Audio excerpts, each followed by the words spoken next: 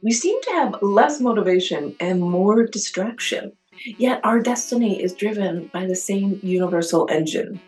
Extraordinary people are not a different category. The workings of this engine in them are simply more transparent. That's a quote by psychologist James Hillman, who, by the way, wrote that decades ago. And it's included in Robert Greene's best-selling book, Mastery. And that's what we are doing. We are mastering a craft together. But how do you find your life's calling? How do you know what you're destined to do? Well, let's take a look. Here's what Robert has to say. Discover your calling, the life's task. You possess a kind of inner force that seeks to guide you towards your life task, what you are meant to accomplish in the time that you have to live. In childhood, this force was clear to you. It directed you toward activities and subjects that fit your natural inclinations, that sparked a curiosity that was deep and primal. In the intervening years, the force tends to fade in and out as you listen more to parents and peers, to the daily anxieties that wear away at you. This can be the source of your unhappiness, your lack of connection to who you are, and what makes you unique. The first move toward mastery is always inward, learning who you really are and reconnecting with that innate force. Knowing it with clarity, you will find your way to the proper career path, and everything else will fall into place. It is never too late to start this process. How inspirational is that? It's never too late. And maybe you've just been practicing for a long time, and it's time to put things in motion. There's that saying, the more things change, the more they stay the same. That quote I opened the chapter with, life of distractions, decades ago? Well, what do you think about that now? This is where it's important to really decide to hone your craft and become the person you're destined to be. Robert Greene opens the chapter with Leonardo da Vinci, famous polymath, and a man who, born out of wedlock, chose his own destiny. He wasn't allowed to go to university. He wasn't allowed to become a noble profession back in the day. So he took his time and he mastered so many crafts. That is a luxury in life. And perhaps it was his destiny that he was born out of wedlock. And that's why he became so complete of a person. He continues with a quote in the book from Jose Ortega Gasset. Keys to mastery. Among his various possible beings, each man always finds one which is his genuine and authentic being. The voice which calls him to that authentic being is what we call vocation. But the majority of men devote themselves to silencing that voice of the vocation and refusing to hear it. They manage to make a noise within themselves to distract their own attention in order not to hear it. And they defraud themselves by substituting for their genuine selves a false force of life. So perhaps you're thinking, well, what is my destiny? Do I really need to work in this factory, this grocery store, this restaurant for the rest of my life? There must be more meaning to life. And that's why mastery is brilliant, because on the side, you can begin your quest. Just take a moment for yourself. Sit down with yourself, by yourself, and really explore. What were you drawn to as a child? What were you good at that teachers maybe tried to change your mind about? Something to think about. He says, many of the greatest masters in history have confessed to experiencing some kind of force or voice or sense of destiny that has guided them forward. For Goethe, he called it a daemon, a kind of spirit that dwelled within him. and compelled him to fill his destiny. In more modern times, Albert Einstein talked of an inner voice that shaped the direction of his speculations. Such feelings can be seen as purely mystical, beyond explanation, or as hallucinations and delusions. But there is another way to see them, as eminently real, practical, and explicable. It can be explained, he says, in the following ways. All of us are born unique. This uniqueness is marked genetically in our DNA. We are a one-time phenomenon in the universe. Our exact genetic makeup has never occurred before, nor will it ever be repeated. For all of us, this uniqueness first expresses itself in childhood through certain primal inclinations. And he goes on to say, it might seem that connecting to something as personal as your inclinations and life tasks would be relatively simple and natural once you recognize their importance. But in fact, it is the opposite. It requires a good deal of planning and strategy to do it properly, since so many obstacles will present themselves. The following 5 strategies are designed to deal with the main obstacles in your path over time. The voices of others affecting you, fighting over limited resources, choosing false paths, getting stuck in the past and losing your way. Pay attention to all of them, because you will most inevitably encounter each one in some form. So number 1, so return to your origin, your primal inclination strategy. And this can be done from a simple object. He gives the example of Einstein in his book when his father gave him a compass. It triggered something. There's these little clues. Life leaves clues and it leaves triggers. So understand, by making this exploration, it's not just thinking, well, what did I get good grades at in high school? Success leaves clues in really interesting ways. And he says you must understand the following. In order to master a field, you must love the subject and feel a profound connection to it. Your interest must transcend the field itself and border on the religious.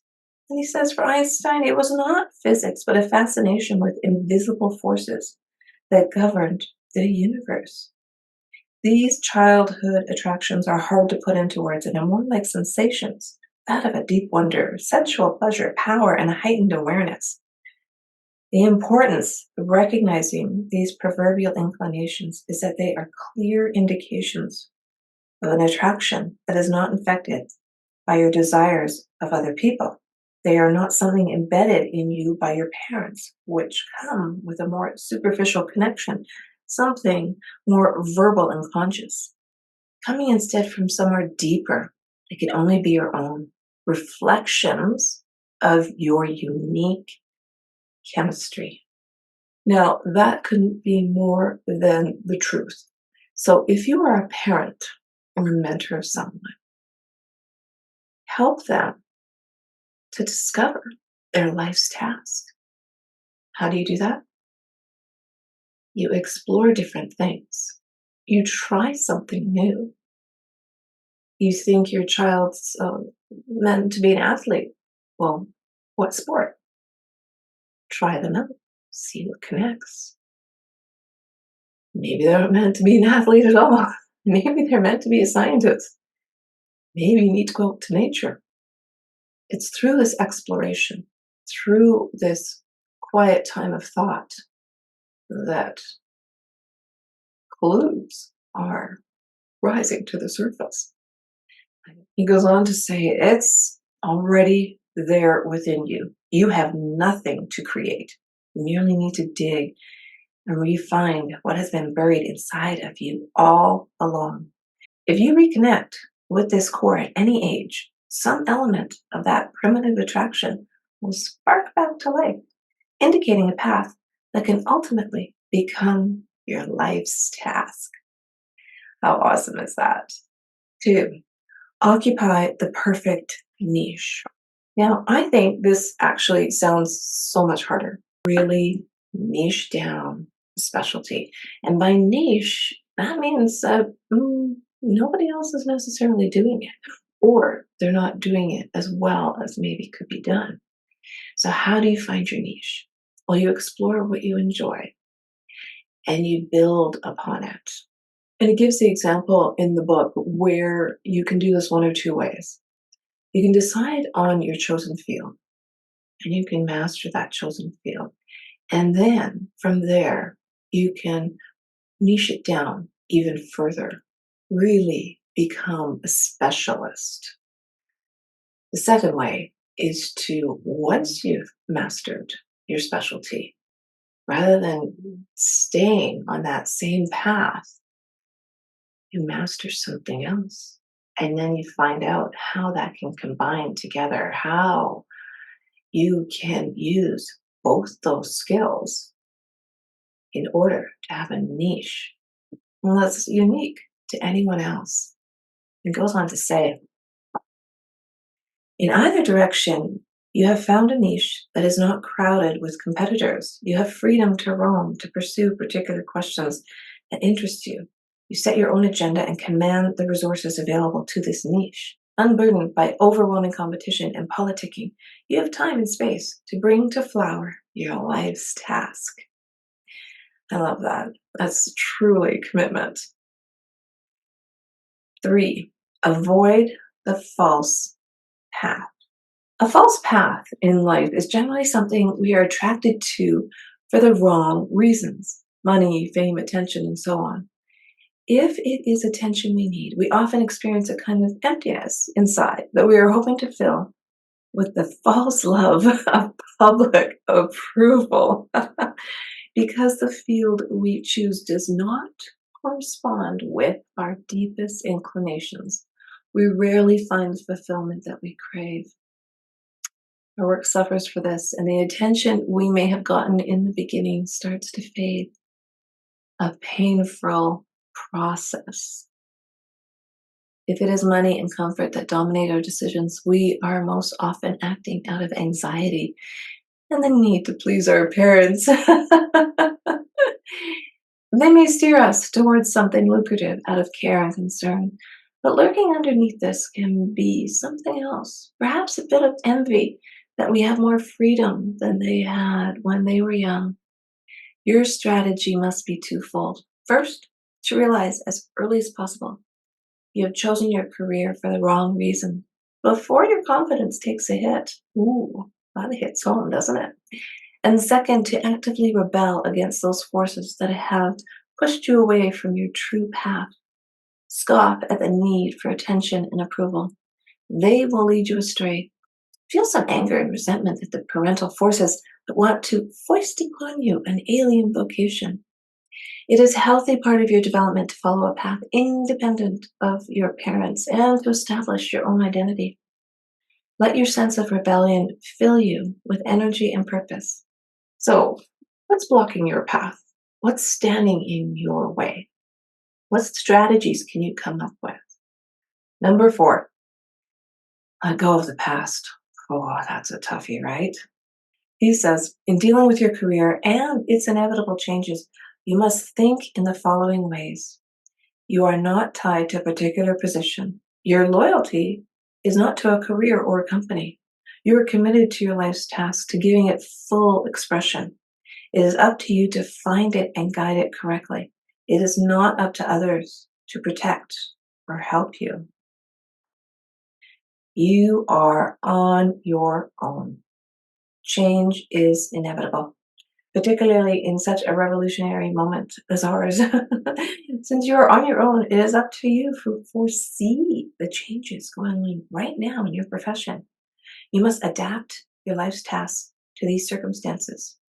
You do not hold on to the past ways of doing things because that will ensure you will fall behind and suffer for it.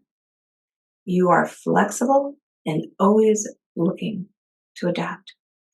And in this day and age of AI, now replacing jobs in computing, yeah, people who've dedicated their lives to coding and computer science.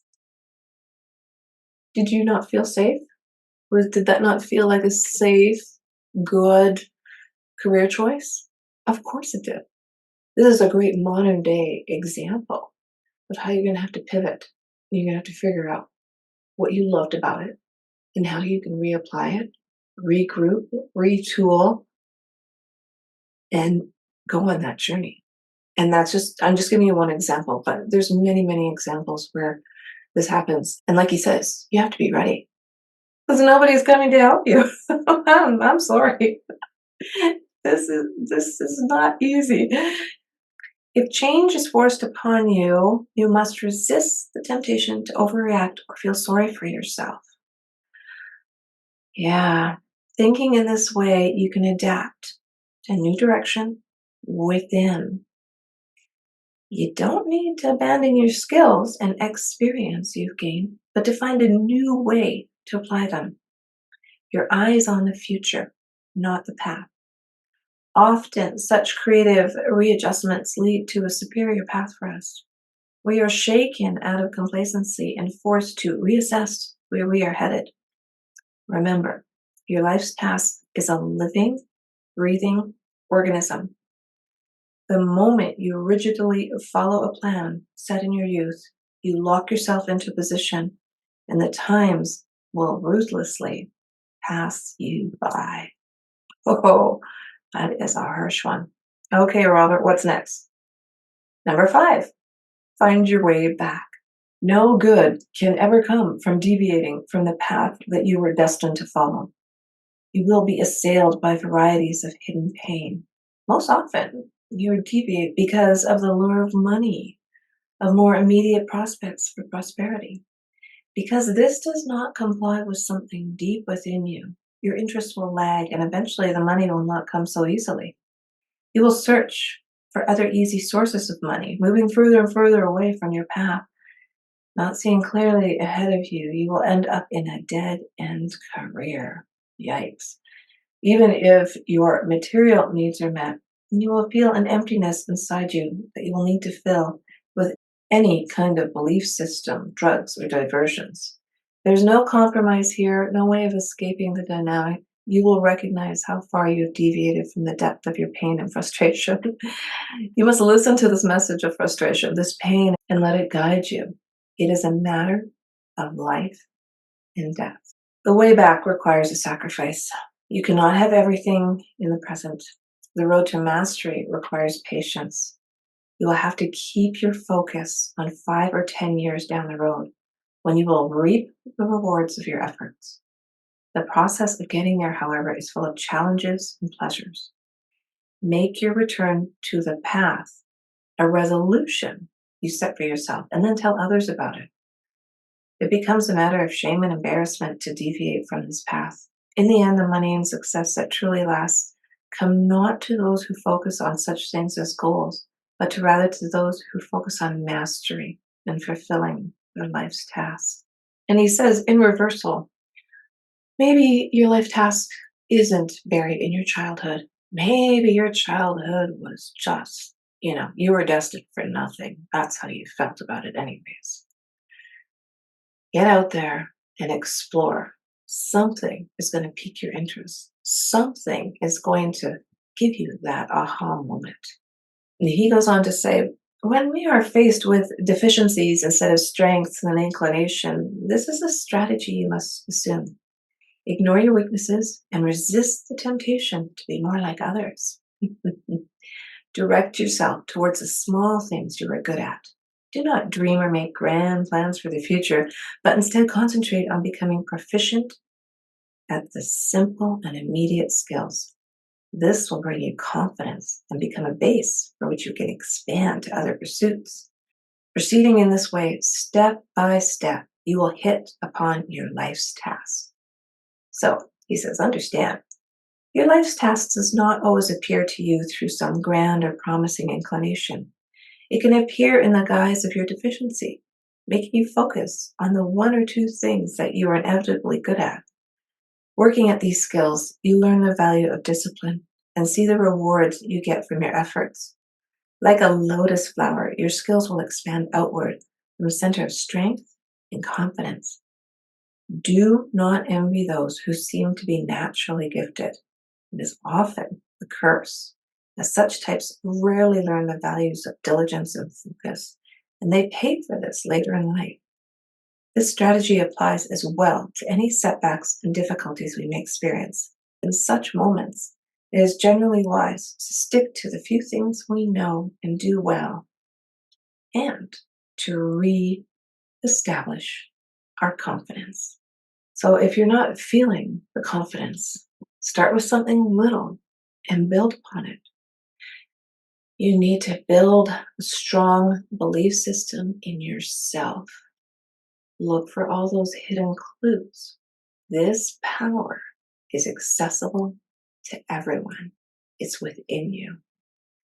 You have to take a moment, dive deep, go through those 5 different ideas, and he said pay attention to them all.